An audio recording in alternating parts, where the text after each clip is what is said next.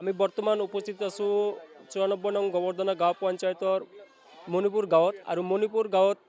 বিগত 5 বছৰ যি উন্নয়ন হ'ল উন্নয়নৰ বিষয়ে আমি ইয়াতে স্থানীয় ৰাইজ উপস্থিত আছে তেওঁলোকৰ পৰা আমি কিছু কথা জানিবলৈ চেষ্টা কৰিম কি ক'ব দাদা আমাৰ সমস্যা হ'ল এই ৰাস্তাটো আজি 30 বছৰ ধৰি আমি চাই আছোঁ এই ৰাস্তাটো এনেকুৱা মেম্বাৰ বা প্ৰেচিডেণ্ট এইবিলাক আহে ফটো মাৰি লৈ যায় সেই ফটোলৈকে আমাৰ মানে ৰাস্তা নহয়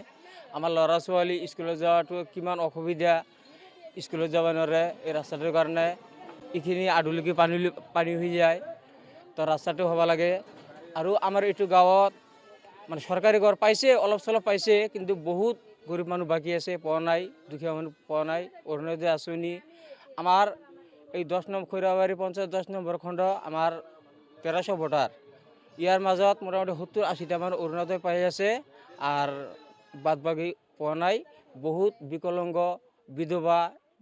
অৰুণোদয় আঁচনি পোৱা নাই এবাৰ এপ্লাই কৰিছে যাতে অৰুণোদয় আঁচনিবিলাক গৰীব মানুহবিলাক পায় এইখিনি আমাৰ আবদাৰ PM কিষাণ আঁচনি কোনে পাইছে সেইটো আমাৰ গাঁৱত পোৱা নাই PM কিষাণ আঁচনি পোৱা নাই আৰু যিসকলে আঁচনি পাইছে সেইটো বিনিময়ত প্ৰতিনিধিসকলে পইচা লৈছে নেকি যিটো আপোনালোকৰ খণ্ডৰ মেম্বাৰ নাই পইচা লোৱা নাই হয় আৰু এগৰাকী বাইদেউ আমাৰ ইয়াত উপস্থিত আছে বাইদেউৰ পৰা কিছু কথা জানিবলৈ আমি চেষ্টা কৰিম বাইদেউ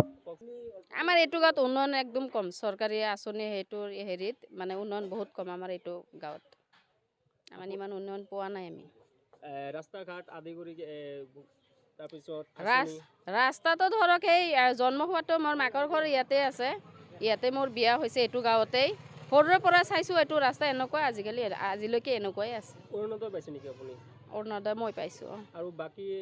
কিমান বাকী আছে অৰুণোদয় আপোনাৰ 4 ভাগৰ মানে 3 ভাগ বাকী আছে 1 ভাগ হৈছে অৰুণোদয়ৰ নামত পইচা লৈছে নেকি প্ৰতিনিধিসকলে নাই লোৱা নাই কায়ে লোৱা নাই নাই লোৱা নাই চৰকাৰক এই ক্ষেত্ৰত কি আহ্বান জনাব যিহেতু আপোনালোকে কৈ আছে যে আপোনালোকৰ ক'তটো এতিয়ালৈকে ঠিক হোৱা নাই সেইটো চৰকাৰৰ ওচৰত এইটো আহ্বান আমাৰ হেমন্ত ছাৰে যাতে আমাৰ যিখিনি গৰীব দুখীয়া মানুহ আছে অৰুণোদয় পাব লগা আছে